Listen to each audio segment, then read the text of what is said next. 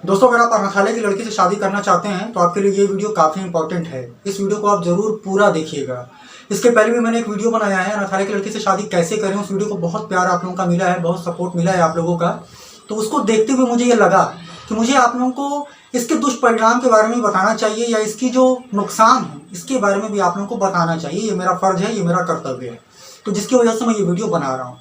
दोस्तों, अनाथालय की लड़की से शादी का जो प्रोसेस है वो एक वीडियो मेरा है, उसको अगर आप चाहें तो देख सकते हैं, अगर आप इंटरेस्टेड हैं ऑर्फन एज लड़की से शादी करने के लिए। इस वीडियो में मैं इसके नुकसान के बारे में आपको बताऊंगा। तो दोस्तों, सबसे पहली बात मैं आपको बता दूं कि अनाथालय की लड़की जो होती है वो उसको आप कोई आलतू फालतू लड़की मत समझना। वो गवर्नमेंट ऑफ इंडिया की लड़की होती है, वो भारत सरकार की लड़की होती है।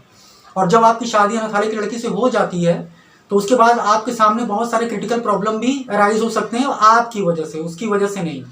दोस्तों, अनाथालय की जो लड़कियां होती हैं, या जो अनाथालय सवांसिनी गृह में जो लड़कियां होती हैं, वो नॉर्मल लड़की नहीं होती हैं। बहुत सारी ऐसी लड़कियां होती हैं जो किसी क्राइम में उनका इन्वॉल्वमेंट हो जाता है, कोई अपराध उन्होंने किया होता है। बहुत सी लड़कियां ऐसी होती हैं जो कुछ मेंटली डिस्टर्ब भी होती हैं।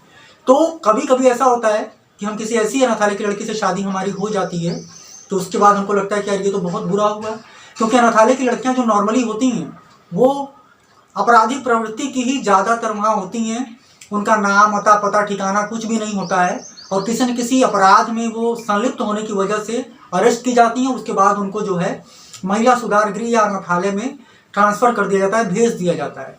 तो अनाथालय की लड़की कोई जेन्युइन लड़की नहीं होती है। अनाथालय की लड़की एक बैकग्राउंड उसका ऐसा होता है जो कि अच्छा नहीं होता है, लेकिन फिर भी गवर्नमेंट ऑफ इंडिया उनके पुनरुत्थान के लिए उनकी शादी करती है, उनका विवाह करती है कि वो फिर से अपनी जीवन को एक नए तरीके से स्टार्ट कर सकें, अपने पुराने जीवन को भूल कर। हो सकता है कि अनाथालय की जिस लड़की से आपकी शादी हो उसने पहले कोई क्राइम किया हो, कोई बड़ा क्राइम किया हो, कोई लूट किया हो, कोई हाफ मर्डर का केस किया हो, या कोई मर्डर भी किया हो। ये कोई बड़ी बात नहीं है। तो अनाथालय की लड़की को आप नॉर्मल मत समझिएगा। पहली बात, अनाथालय की लड़की नॉर्मल लड़की नहीं होती है। उसका जो बैकग्राउंड होता है, जो इतिहास होता है, वो बहुत डिफरेंट भी हो सकता है। कुछ कुछ मामलों में नहीं भी होता है, लेकिन ज़्यादातर मामलों में अनाथालय में जो लड़कियां होती हैं वो किसी न किसी अपराध से जुड़े होने की वजह से अनाथालय में आई होती हैं, और इसकी वजह से वो अपना असली आइडेंटिफिकेशन भी नहीं बताती हैं। कुछ लड़कियां ऐसी होती हैं जिनका मानसिक संतुलन भी ठीक नहीं होता है, किसी प्रॉब्लम की वजह से या बहुत ज़्यादा शोषण की वजह से वो अपना आपा खो देती हैं, उनका मानसिक संतुलन बिगड़ जाता है। तो बहुत सी ऐसी भी लड़कियां होती हैं जो आपको देखने में तो नॉर्मल लगेंगी, लेकिन जब आप उनसे शादी कर लोगे, उनको घर ले आओगे, तब आपको धीरे धीरे पता चलेगा कि ये मेंटली जो है डिस्टर्ब है, और तब आपको पछतावा के सिवा और कुछ भी आपको हाथ नहीं लगेगा। तो दोस्तों, मैं आपको ये रिकमेंड करूंगा कि अनाथालय की लड़की से शादी करना एक बहुत अच्छी बात होती है। मैं ये नहीं कह रहा हूँ कि बुरी बात होती है, लेकिन इसके पहले आपको ये सारी बातों को भी सोच लेना चाहिए। और सबसे मेन बात जो मैंने आपको वीडियो के स्टार्टिंग में बोला कि अनाथालय की लड़की कोई आलतू फालतू लड़की नहीं होती है, वो गवर्नमेंट ऑफ इंडिया की लड़की होती है। तो अगर आप सपोज शादी के बाद उसके साथ कोई मिसबिहेव करते हैं, कुछ आप कभी मारपीट या गाली गलौज कर देते हैं किसी भी बात पर, घरेलू मामले में, और अगर वो लड़की कंप्लेन कर देती है तो आपको जेल तक जाने की नौबत आ सकती है, क्योंकि तो वो गवर्नमेंट ऑफ इंडिया की लड़की होती है, जैसा कि मैंने पहले बताया।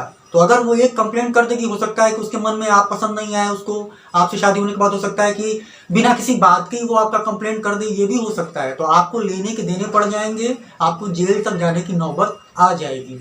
तो सबसे बात ये है कि जैसे बहुत से सारे लोग होते हैं शादी के बाद अपनी वाइफ के साथ कुछ मिसबिहेव कर देते हैं, कभी गाली दे देते हैं, कभी कुछ एक थप्पड़ मार भी देते हैं, तो वो एक नॉर्मल लड़की सह जाती है। लेकिन जो अनाथालय की लड़की होती है वो उसको शायद ही सहे। तो अगर उसने कंप्लेंट कर दिया तो आपको बहुत ही प्रॉब्लम का सामना करना पड़ेगा। तो अनाथालय की लड़की से शादी करने के पहले आपको इन सारी बातों को भी अच्छे से सोच लेना चाहिए, अच्छे से समझ लेना चाहिए। उसके बाद ही आपको अनाथालय की लड़की से शादी करना चाहिए। अगर आपको बात बात पर झगड़ने की या गाली देने की आदत है तो आपको बिल्कुल भी अनाथालय की लड़की से शादी नहीं करनी चाहिए, क्योंकि अगर आप ऐसा करेंगे तो वो सीधे फ़ोन करेगी और पुलिस वाले आपके घर आ जाएंगे, क्योंकि वो ऑलरेडी उन्हीं लोगों की ही लड़की ही है। डीएम साहब के परमिशन से ही आपकी शादी उससे हुई है। अगर उसको कोई तकलीफ आप देते हैं तो आपको भी फिर पुलिस वाले छोड़ेंगे नहीं, पहली बात। और दूसरी बात कि ये भी हो सकता है कि वो आप उसको पसंद नहीं आए, जैसा कि मैंने पहले बताया, और जानबूझकर भी वो आपके ऊपर कोई ना कोई इल्जाम लगाकर और आपसे दूर होना चाहे। तो इन सारी बातों का भी सामना आपको करना पड़ सकता है। तो आज की सुनो बस इतना ही। अगर आपको ये वीडियो अच्छा लगा हो तो वीडियो को लाइक जरूर करिएगा, और मेरे चैनल को अभी तक सब्सक्राइब नहीं किया है तो सब्सक्राइब भी कर लीजिएगा। मैं आप लोगों से फिर मिलूंगा कैसे बहुत माइंड ब्लोइंग और काम की वीडियो के साथ। तब तक के लिए good bye, thank you so much.